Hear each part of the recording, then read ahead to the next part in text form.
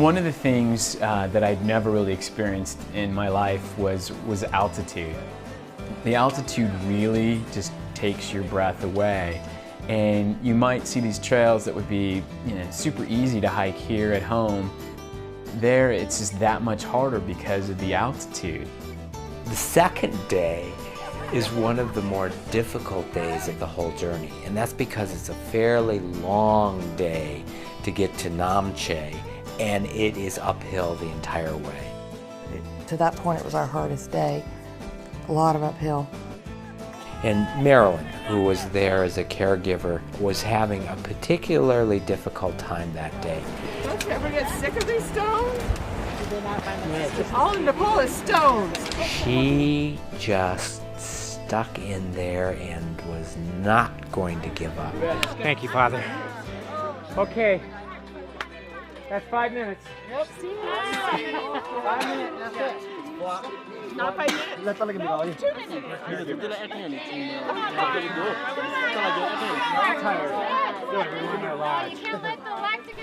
As you get tired, as you get short of breath, you just have to ask yourself, can I do one more step? And if the answer is yes, then just do one more step and one more step. All you have to do is one more step, a million more times, but just one more step. One more step.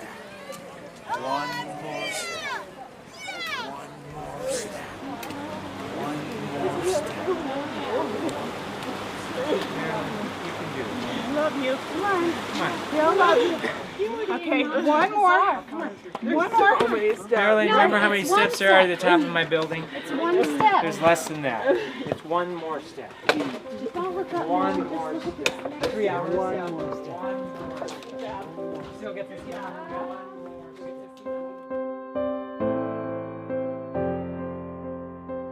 When we have truly experienced suffering of some kind, I think we have developed the capacity to perceive the suffering of others and experience compassion for them, wanting to do something to relieve that suffering.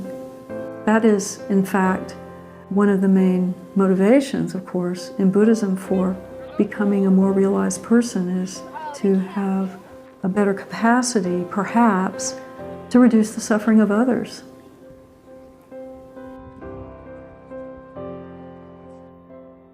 From Namche Bazaar, we took a path. We were able to come and see Everest for the first time on a clear day.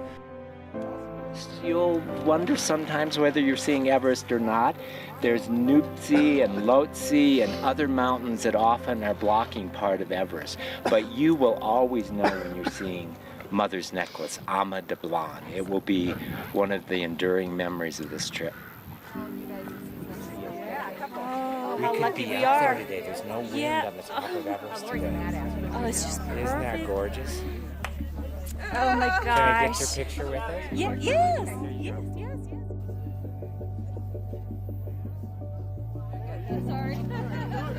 And then I remember so clearly, Mary came over to me and she said, I need to tell you something I just found out.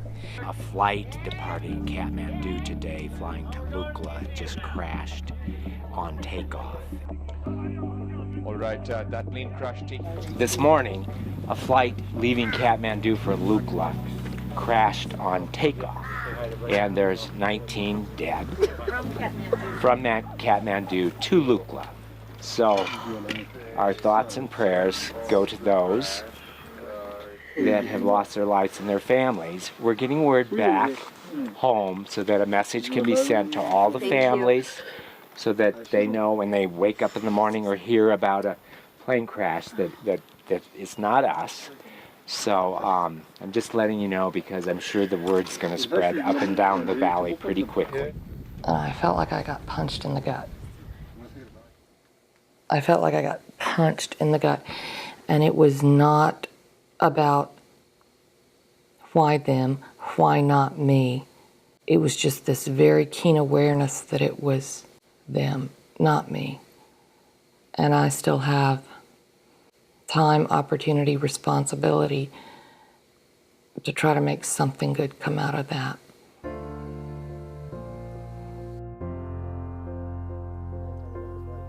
my name is Andy Fleming.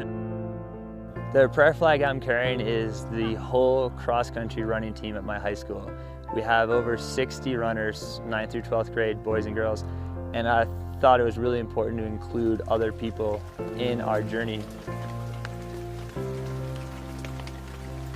Not everyone's going to be an Olympian, and that's all right. As long as you're training like one, you have the mentality of trying to be the best you can be. I think that brings out the best in people.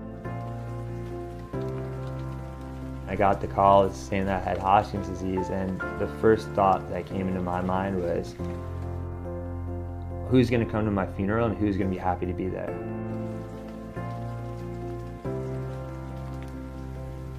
We lost our mom like a year and a half ago. Losing mom is tough. Whenever you do something and you want to tell her, she's not there to call up, so that's hard. You know, you set up these dominoes, you think they're going to go one way and then they get stopped. Well, you guys got to keep setting them up. You can't just let them fall. Being active, it's been proven to be one of the most preventative factors for having cancer. So I hope to, on this trip, inspire some people at the high school level to take some calculated risks and get outside their comfort zone, which I'm always talking about, find their passion, and then get after it.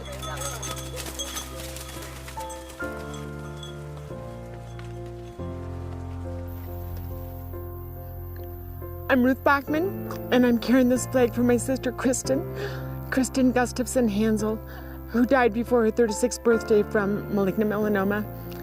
She thought she had it beat one time and it came back. And when it came back with a vengeance, it went into her brain and her lungs. She left behind a husband and 2 small boys, not to mention me and everybody else who loved her. I had ignored the soft, non-painful lump on the inside of my left wrist for about 7 months, hoping that it would go away. And so when I was diagnosed with something called malignant fibrous histiocytoma, I was shocked and I was afraid. And I knew that the treatment included amputation of my dominant left hand. When I asked the doctor, I asked him what would happen if I did not accept that ultimate treatment. And he said that I would die. And when faced with that choice, I chose life.